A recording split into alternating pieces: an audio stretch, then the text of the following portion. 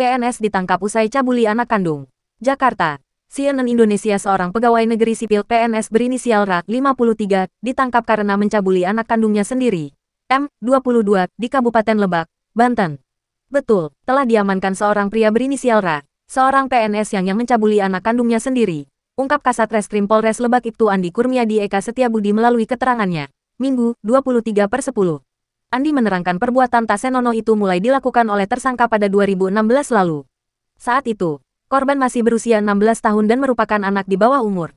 Kala itu, korban sedang dalam perjalanan ke sebuah pondok pesantren di daerah Jawa Tengah dengan menggunakan bus. Kemudian, korban tertidur dengan posisi kepala bersandar ke bahu tersangka yang merupakan ayah kandungnya.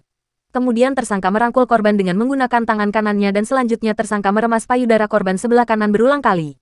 Kemudian, korban terbangun dan langsung melepaskan tangan pelaku, ucap Andi. Aksi pencabulan kembali dilakukan oleh tersangka pada Juni tahun 2017. Saat itu, pelaku masuk ke dalam kamar saat korban sedang tidur. Tersangka lantas memegang tangan korban, sehingga tak bisa melawan. Tersangka juga meminta korban untuk diam dan matanya melotot, sehingga korban merasa takut.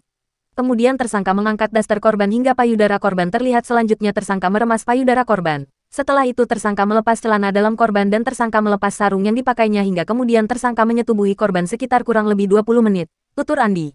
Tersangka kembali melakukan aksi bejatnya pada Kamis 22/7 lalu sekitar pukul 21.30 waktu Indonesia Barat.